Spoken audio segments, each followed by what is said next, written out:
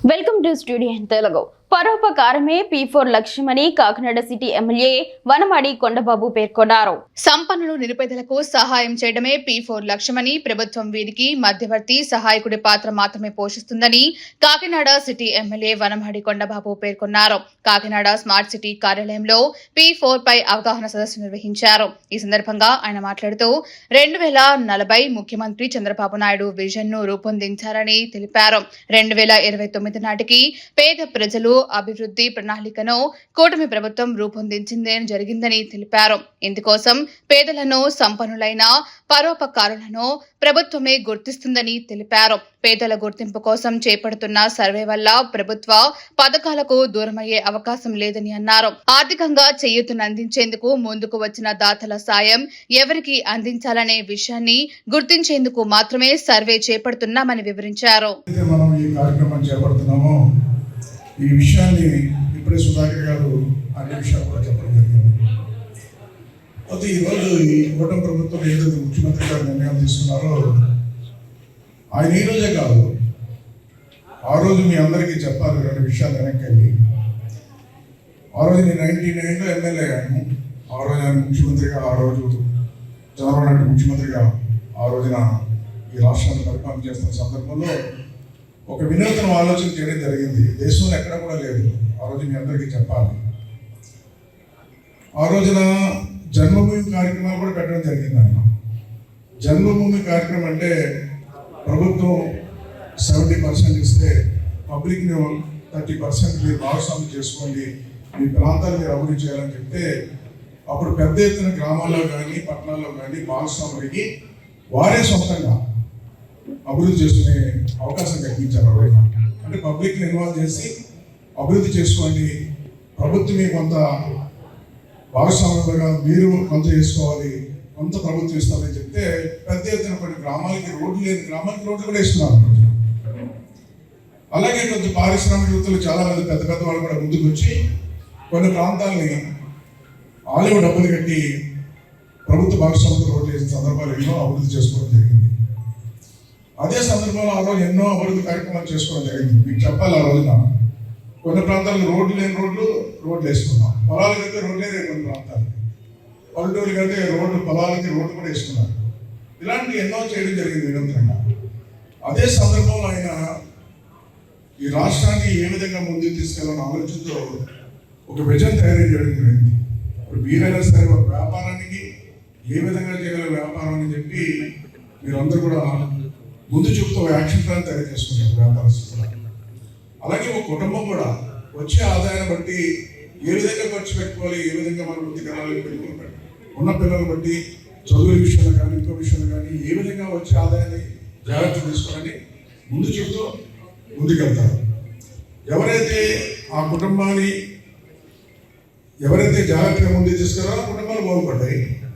ఎవరైతే విచ్చలవిడితనంతో అవగాహన లేకుండా ఉన్నాయో కుటుంబాలు పాడైన సందర్భాలు ఎన్నో ఉన్నాయి, మనం చూస్తాం. అలాగే వ్యాపారం కూడా ఎవరైతే సమర్థవంతంగా వ్యాపారం నడుపుతున్నారో వాళ్ళు పైకించారు. వ్యాపారంలో అవగాహన లేక, అనుభవం లేక, లేకపోతే అక్కడ సరిగ్గా చేసుకోలేక వ్యాపారాలు అదే వ్యాపారం పాడైపోయిన ఉండడం, అదే వ్యాపారం పైకి వచ్చి ఉన్నారు. అలాగా ఇవన్నీ దృష్టిలో పెట్టుకుని ఈ రాష్ట్రాన్ని ఏ విధంగా ముందుకు తీసుకెళ్ళాలి, ఈ రాష్ట్రాన్ని భవిష్యత్తులో ముందుకు తీసుకెళ్ళాలంటే ఎంత టైం పడుతుంది కూడా లెక్కేశారు ఆయన. అప్పుడు ఆయన విజన్ 2020 విజన్ తయారు చేస్తారు. ఆయన అంటే 2020 నాటికి ఈ రాష్ట్రాన్ని ఒక స్వర్ణాంధ్రప్రదేశ్గా తీర్చిదిద్దడానికి అవకాశం ఉంది.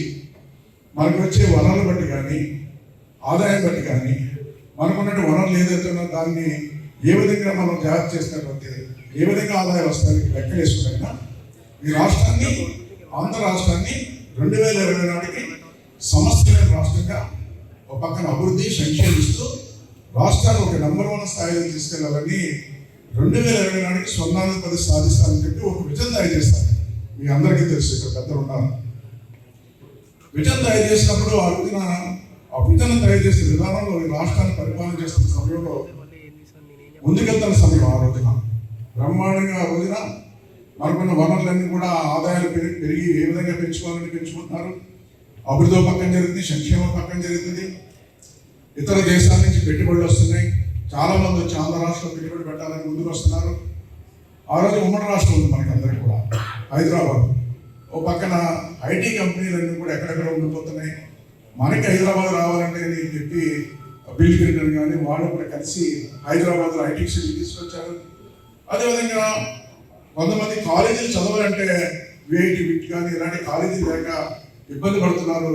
వేరే రాష్ట్రాలు వెళ్ళిపోతున్నారు, కొన్ని కాలేజీలు చదవడానికి విదేశాలు వెళ్తున్నారు. అలాంటివన్నీ మన రాష్ట్రంలో పెట్టాలని ఒక యాక్షన్ ప్లాన్ తయారు చేశారు. ఇలాగ ఒక యాక్షన్ ప్లాన్ చూసి విజన్ 2020 ఈ రాష్ట్రాన్ని స్వర్ణాధిపతి తీర్చిదిద్దామని ఈరోజు దేశంలో ఎవరో తయారు చేయలేదు, ఒక్క చంద్రబాబు నాయుడు గారు విజన్ తయారు చేశారు. ప్రోగ్రామ్ ని మన మధ్యకు తీసుకురావడం జరిగింది.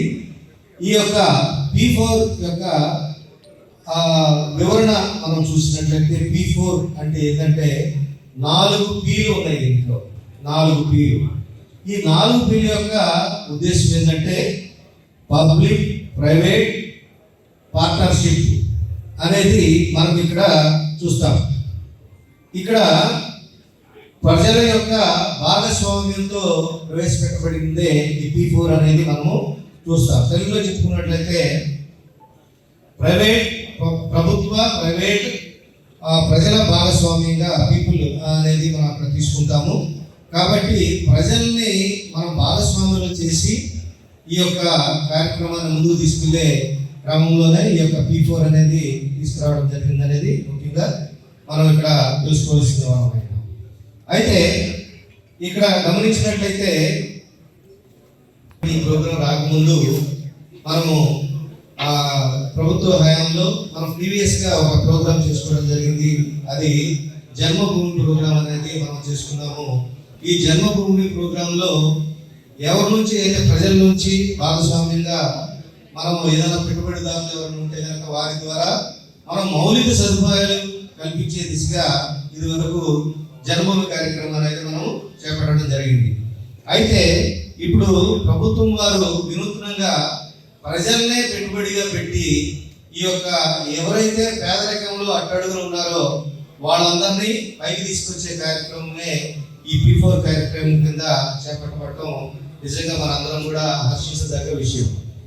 ముఖ్యంగా దీనిలో భాగస్వాములుగా ప్రజల్ని భాగస్వామ్యం చేసి ప్రభుత్వం వారు వారి యొక్క సపోర్ట్ ఇచ్చి ఎవరైతే అట్టడుగు స్థాయిలో పేదరికంలో ఉంటారో వాళ్ళందరినీ పైకి తీసుకొచ్చే విధంగా వారి యొక్క జీడిపిని పెంచే విధంగా చర్యలు తీసుకునే భాగంగానే ఈ P4 అనేది వచ్చిందనేది మనందరినీ భాగస్వామ్యం చేయడం మన అదృష్టంగా భావిస్తున్నాం.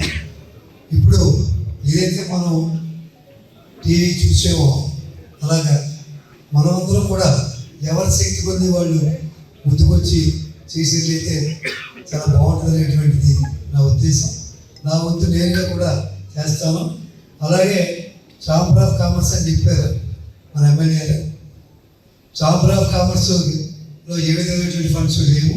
అయినప్పటికీ కాకినాడ మర్చెంట్ అసోసియేషన్ సభ్యులందరూ కూడా కూర్చుని ఖచ్చితంగా ఒక మంచి కార్యక్రమం కొడబాబు గారితో డిస్కస్ చేసి తప్పకుండా ఎంత ఖర్చు అయినప్పటికీ చేస్తామని చెప్పేసి ఈ సభాముఖంగా ఆయనకి హామీ ఇస్తూ ఖచ్చితంగా కొడబాబు గారు చెప్పినటువంటి పర్సన్స్ ఎవరైతే ఉన్నారో మా వార్డే అక్కర్లేదు, ఫ్రీగా ఎలిజిబిలిటీ ఉన్న వాళ్ళు ఎక్కడున్నా కాకినాడ నగరంలో వాళ్ళకి మేము చేయడానికి ముందుకు వస్తాం.